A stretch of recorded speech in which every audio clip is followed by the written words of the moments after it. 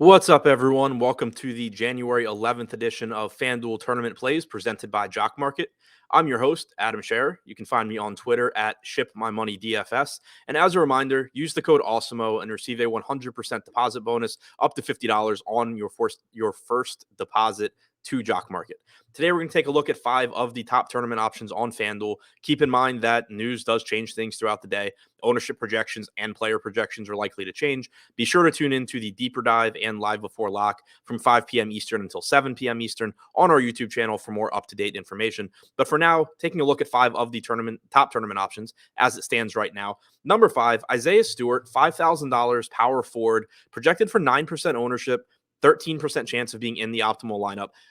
I have no idea how many minutes Isaiah Stewart's going to play today. Neither does anybody else. And that's kind of what makes him interesting in tournaments. In the 3 games since he returned to the lineup, he's played 20, 20, and 22 minutes. We've seen Trey Lyles closing games over him.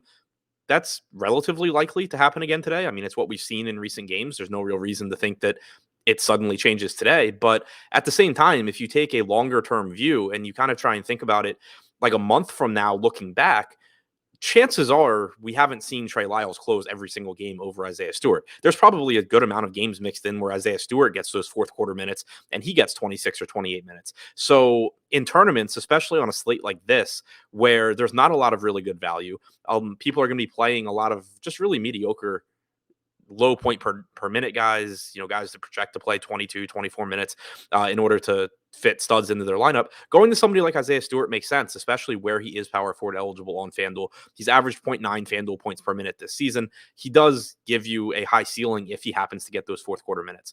Number 4, Karl-Anthony Towns, $9,700 center, projected for 8% ownership, 9% chance of being in the optimal lineup.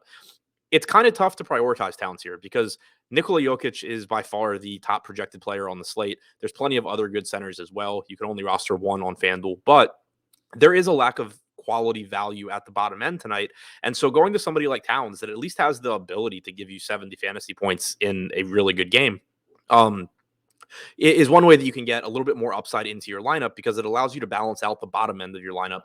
And if those mediocre values that people are going to end up only scoring 20, 22 fantasy points, then Towns and the better value pieces that you're able to get to with the savings by going there give you some upside. He's averaged 1.29 FanDuel points per minute in the games he's played with Anthony Edwards and D'Angelo Russell this year. He's averaged 34.2 minutes per game in those games, and he does have a favorable matchup tonight against the New Orleans Pelicans, who are a weak team defensively. The Timberwolves have a 115 implied total.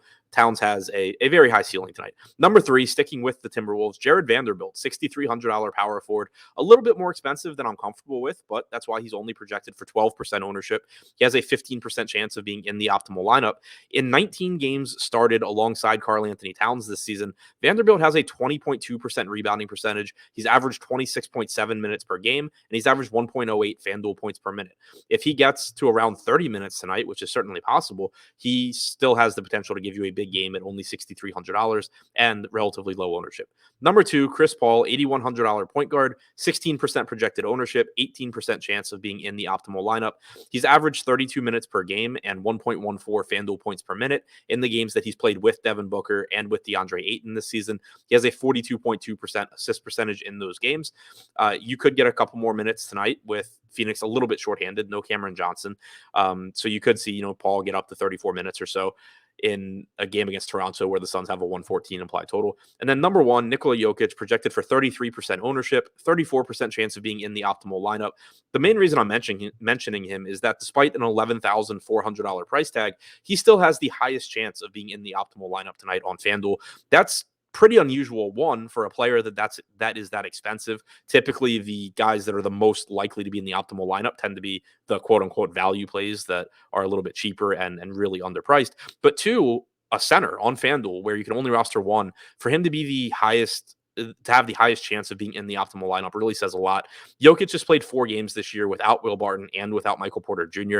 He's averaged 2 fantasy points per minute in those games, 2 FanDuel points per minute rather in those games.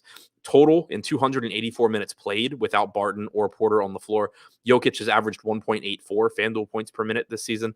He's likely to give you around 34 minutes tonight against the Clippers. Looks like a phenomenal option and easily projects as the top scorer on the slate. So To recap, the top 5 tournament options on FanDuel as it stands right now: number 5, Isaiah Stewart; number 4, Karl Anthony Towns; number 3, Jared Vanderbilt; number 2, Chris Paul; and number 1, Nikola Jokic.